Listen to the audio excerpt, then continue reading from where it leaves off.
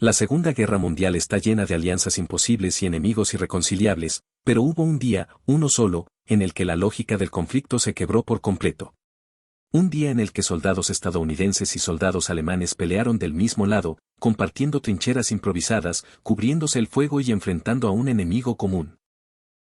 Ese día ocurrió en mayo de 1945, cuando la guerra en Europa ya estaba prácticamente perdida para Alemania, pero aún no había terminado del todo. El escenario fue un castillo medieval en los Alpes austríacos. El nombre del lugar era Castillo de Iter. La batalla del Castillo de Iter no fue grande en números ni decisiva en mapas estratégicos, pero es una de las historias más extraordinarias del conflicto. No porque cambiara el rumbo de la guerra, sino porque reveló algo más profundo, como, en el colapso total del Tercer Reich, las líneas entre amigo y enemigo podían desdibujarse hasta desaparecer. Allí, antiguos adversarios se unieron no por ideología ni órdenes superiores, sino por una necesidad inmediata de sobrevivir. Para entender cómo se llegó a una situación tan absurda y única, hay que situarse en los últimos días de la guerra en Europa. A comienzos de mayo de 1945, el Tercer Reich estaba en ruinas. Berlín había caído, Adolf Hitler se había suicidado y la rendición alemana era solo cuestión de días. Sin embargo, el caos reinaba en muchas regiones. Las órdenes ya no fluían con claridad, las cadenas de mando se rompían y unidades enteras actuaban por cuenta propia. En ese contexto, el castillo de Iter ocupaba un lugar peculiar. Situado en el Tirol austríaco, había sido utilizado por los nazis como una prisión especial. No albergaba prisioneros comunes, sino prisioneros de alto perfil, principalmente figuras políticas francesas capturadas durante la guerra. Entre ellos se encontraban ex primeros ministros, generales, líderes de resistencia y figuras influyentes del antiguo gobierno francés. Eran rehenes valiosos, tanto simbólica como políticamente. A medida que el régimen nazi colapsaba, la seguridad del castillo se deterioró. Los guardias de las SS comenzaron a desertar o simplemente abandonaron sus puestos. La autoridad desapareció. Los prisioneros, aislados y rodeados de incertidumbre, comprendieron que estaban en una situación extremadamente peligrosa. Si las SS regresaban, podían ejecutarlos para evitar que fueran liberados. Si el caos continuaba, nadie sabía qué ocurriría. Desesperados, los prisioneros buscaron ayuda. Uno de ellos logró escapar del castillo y contactar a fuerzas estadounidenses que avanzaban por la región. Al mismo tiempo, ocurrió algo aún más sorprendente, un oficial alemán de la Wehrmacht, el mayor Joseph Gahn, también decidió actuar. Gahn había llegado a la conclusión de que la guerra estaba perdida y que continuar obedeciendo órdenes nazis carecía de sentido. Su prioridad se convirtió en proteger a civiles y evitar más muertes innecesarias. Gahn tomó una decisión impensable meses antes. Colaborar con el enemigo. Se puso en contacto con tropas estadounidenses cercanas y explicó la situación del castillo. Para su sorpresa, fue escuchado. Del lado estadounidense, el capitán Jack Lee Jr., comandante de un pequeño destacamento de la 23ª División Blindada, comprendió rápidamente la gravedad del asunto. Aunque la misión no figuraba en ningún plan oficial, decidió actuar. El problema era que Lee contaba con muy pocos hombres. La guerra estaba prácticamente ganada y muchas unidades avanzaban rápido, sin esperar resistencia organizada. Nadie anticipaba una batalla significativa en un castillo aislado. Aún así, el riesgo era real, una unidad fanática de las SS aún operaba en la zona y podía atacar en cualquier momento. Lee, Gahn y un pequeño grupo de soldados estadounidenses y alemanes avanzaron juntos hacia el castillo. El convoy era tan improbable como la misión misma. Antiguos enemigos viajando lado a lado, sin saber con certeza si podían confiar plenamente unos en otros. Pero la urgencia superaba cualquier desconfianza. El tiempo jugaba en su contra. Cuando llegaron al castillo de Iter, la situación era tensa. Los prisioneros franceses estaban armados de manera precaria, algunos con rifles viejos, otros con pistolas entregadas por los defensores improvisados. El castillo, aunque sólido, no estaba preparado para resistir un asedio moderno. Había munición limitada, pocas posiciones defensivas claras y una guarnición mínima. El grupo defensor estaba compuesto por poco más de una docena de soldados estadounidenses, alrededor de 10 soldados alemanes leales a Gahn y los propios prisioneros, muchos de ellos hombres mayores, pero con experiencia militar o política. No eran combatientes ideales, pero estaban decididos a no rendirse. El enemigo no tardó en aparecer. Una unidad de las Waffen-SS, aún fiel al régimen nazi, se movilizaba hacia el castillo. Para ellos, los prisioneros eran traidores potenciales y los soldados alemanes que colaboraban con los estadounidenses eran desertores que merecían morir. La batalla era inevitable. Así, en uno de los momentos más extraños de toda la Segunda Guerra Mundial, se formó una alianza improvisada. Sin discursos ni tratados, solo con la comprensión tácita de que había algo más importante que la guerra misma. Sobrevivir al caos final. El asedio al castillo de Iter comenzó de forma silenciosa, casi imperceptible. No hubo una gran ofensiva inicial ni un bombardeo previo. Lo que llegó primero fue la sensación de que algo se acercaba. Desde las murallas del castillo, los defensores observaban los caminos que serpenteaban entre los bosques alpinos, esperando ver movimiento. Sabían que las SS no tardarían en aparecer.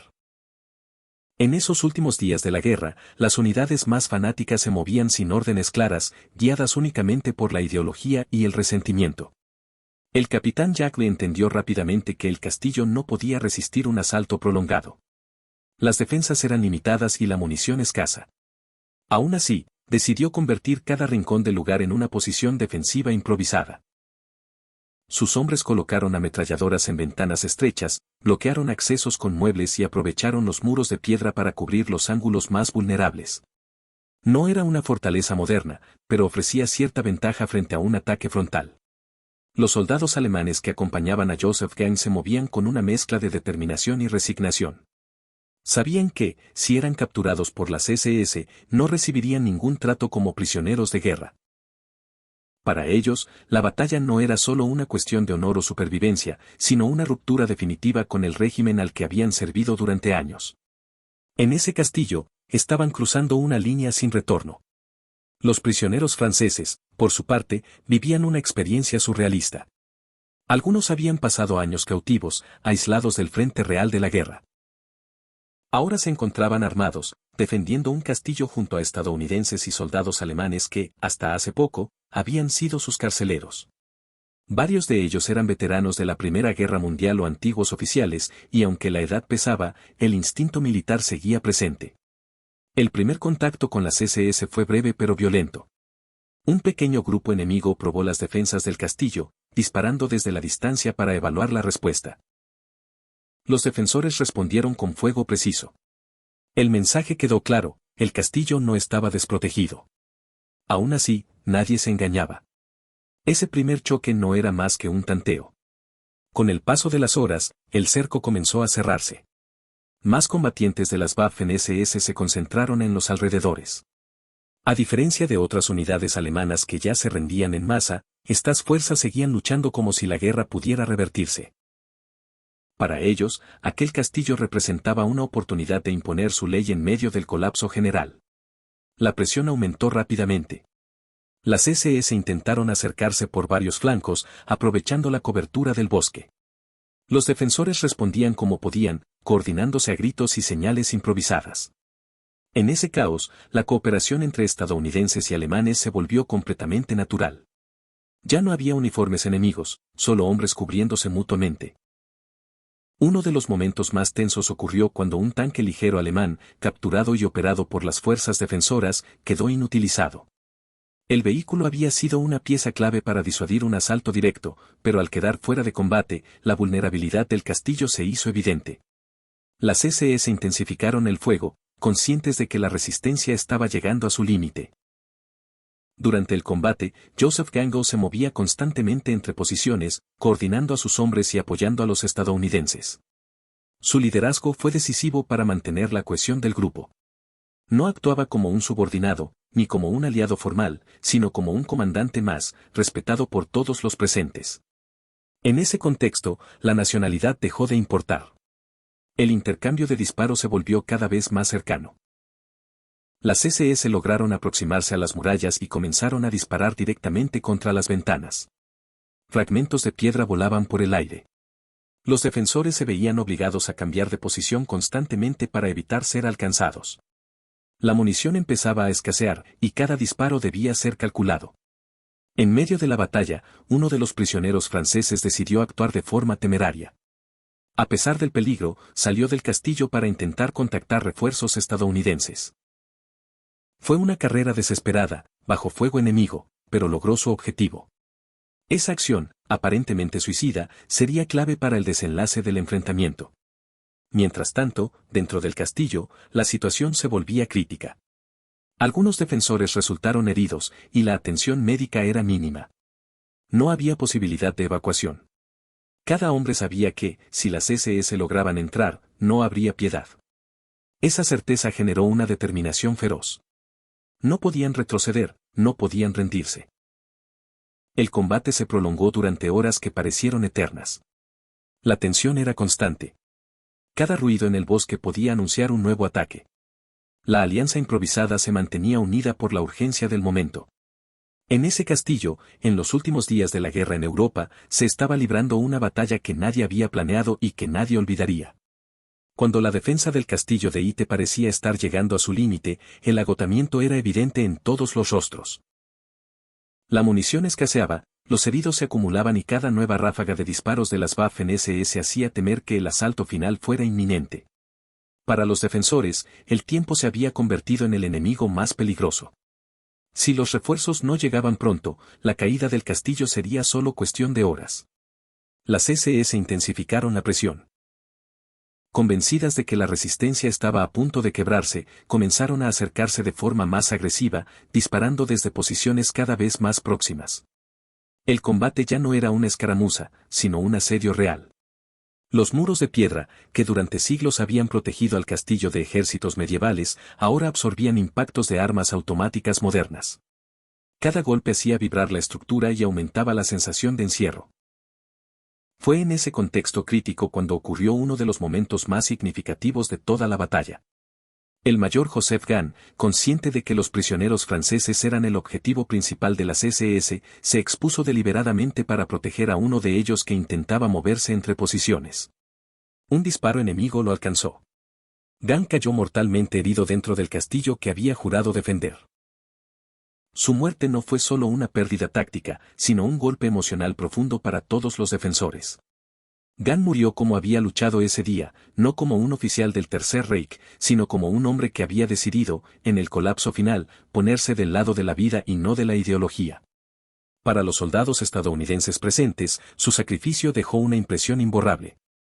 Aquel oficial alemán, que debía haber sido su enemigo natural, se había convertido en uno de los pilares de la defensa. Tras la muerte de Gahn, la situación parecía desesperada. Sin embargo, casi al mismo tiempo, comenzó a escucharse algo que cambiaría el rumbo de la batalla, disparos y explosiones provenientes de fuera del cerco, distintos a los de las SS. Los refuerzos estadounidenses finalmente estaban llegando.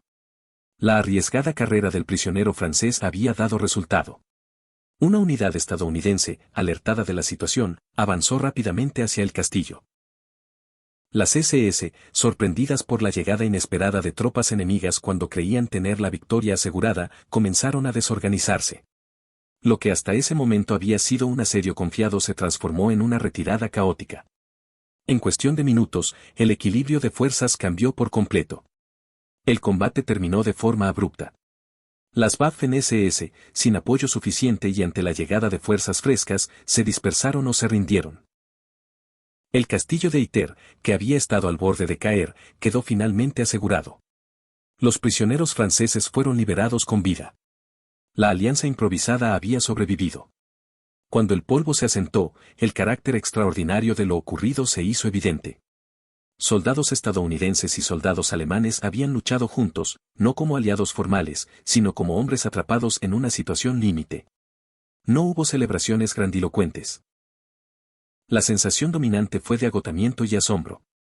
Todos comprendían que habían sido testigos de algo único. Pocos días después, Alemania se rindió oficialmente. La guerra en Europa terminó. La batalla del castillo de Iter quedó relegada a una nota al margen de la historia, eclipsada por la magnitud de los acontecimientos finales del conflicto. Sin embargo, su significado simbólico es enorme. Representa el colapso definitivo de las certezas de la guerra, el momento en que las categorías tradicionales dejaron de tener sentido. Desde una perspectiva histórica, Iter no cambió el curso de la Segunda Guerra Mundial. No alteró fronteras ni decisiones estratégicas globales. Pero a nivel humano, cuenta una verdad profunda sobre los conflictos armados. Incluso en una guerra definida por ideologías absolutas, existen momentos en los que las decisiones individuales rompen con todo lo establecido. Para Joseph Gane, la batalla fue un acto final de redención. Para los soldados estadounidenses, fue una experiencia que desafiaba todo lo que habían aprendido sobre el enemigo. Para los prisioneros franceses, fue una liberación tan inesperada como surrealista. Todos ellos compartieron un instante en el que la guerra dejó de ser un enfrentamiento entre banderas y se convirtió en una lucha inmediata por proteger vidas humanas. La batalla del castillo de Iter es el único enfrentamiento conocido en el que soldados estadounidenses y soldados alemanes combatieron juntos durante la Segunda Guerra Mundial. No ocurrió por órdenes de altos mandos ni por acuerdos diplomáticos, sino por la desintegración total de un sistema y la necesidad urgente de elegir entre obedecer una ideología moribunda o hacer lo correcto. En el espíritu de batallas olvidadas, Iter nos recuerda que la historia no siempre se mueve por grandes planes estratégicos. A veces se define en lugares pequeños, en castillos aislados y en decisiones tomadas por personas comunes en circunstancias extraordinarias. Ese día, en los Alpes austríacos, la guerra mostró su rostro más contradictorio, el de enemigos que, por un momento, dejaron de serlo. Fue el último combate extraño de una guerra que ya había terminado en esencia. Un combate que no debía existir, pero que ocurrió.